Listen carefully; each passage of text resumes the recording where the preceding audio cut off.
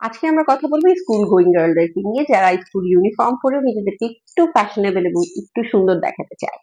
সেটা হচ্ছে নর্মালি যেটা হয় যে আমরা স্কুল গোয়িং গার্লদের বেলায় যেটা হয় যে তারা খুবই মানে একটু স্যাড থাকে যে স্কুলে তারা কোনো ফ্যাশন করতে পারে না, তারা নিজেদেরকে প্রপারলি প্রেজেন্ট করতে পারে না। তো এটা অনেক সময় একটু খারাপ লাগে অনেক বাচ্চার।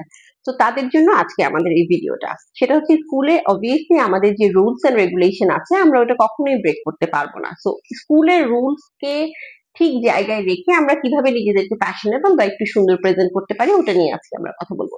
যেমন আমাদের স্কুলে অবভিয়াসলি আমরা নেইলে নেইল পলিশ দিতে পারবো না এবং নেইল বড় রাখতে পারবো না। তাহলে আমরা কি করব? আমরা নেইলটাকে সুন্দর করে ফাইল করবো এবং নেইলে বাফার ইউজ করবো সো দ্যাট আমাদের নেইলটা ন্যাচারালি একটু শাইন ভাব থাকবে এবং আমরা হাতে অবশ্যই ময়শ্চারাইজার ইউজ করবো সো দ্যাট আমাদের হাতটা দেখতে সুন্দর লাগবে।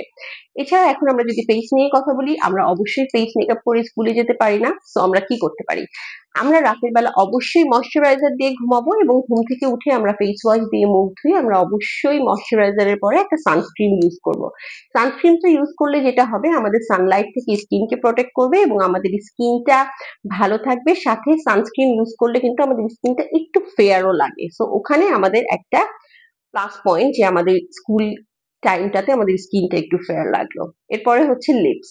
লিপস নিয়ে আমাদের অনেকের কমপ্লেইন থাকে, আমরা অনেকে স্কুলের রুল ব্রেক করেও অনেক সময় পিঙ্ক কালার চ্যাপস্টিক দেই, বাট এটা যেহেতু নিয়মে নেই আমাদের এটা না করাটাই ভালো।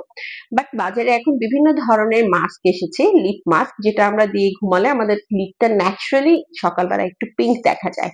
ওই লিপ মাস্কটা যদি আমরা ইউজ করি এবং আমরা সকালবেলা একটা ট্রান্সপারেন্ট চ্যাপস্টিক ওটার উপরে দেই তাহলে আমাদের লিপটা কিন্তু ন্যাচারালি পিঙ্ক লাগবে এবং এটা লং লাস্টিংও। সো আমাদের লিপটা পিঙ্কই থাকবে। আর হেয়ারের ব্যাপারে আসলে টিপস দেওয়ার কিছু নেই, কারণ প্রত্যেকটা স্কুলের নিজস্ব কিছু রুলস আছে যেই অনুযায়ী তাদেরকে হেয়ার স্টাইলটা করতে হয়। বাট যদি স্কুলের রুলস দুটা বেনি করা থাকে, এখন আমরা যদি haircut laser haircut দিই তাহলে অবভিয়াসলি আমাদের বেনি দিয়ে অনেক চুল বের হয়ে আসবে এবং এটা দেখতে সুন্দর লাগবে না।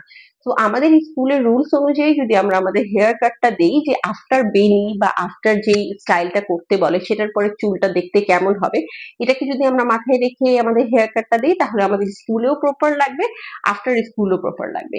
এছাড়া আমরা অ্যাক্সেসরি হিসেবে স্কুলে ব্ল্যাক ওয়াচ পড়তে পারি, যেটা প্রত্যেকটা স্কুল অ্যালাউ করে। এছাড়া আমরা যারা চশমা পরি তারা আমরা একটা ব্ল্যাক কালার চশমা পড়তে পারি অথবা আমরা একটা ট্রান্সপারেন্ট চশমা পড়তে পারি সো দ্যাট আমাদেরকে আরেকটু ফ্যাশনেবল লাগবে।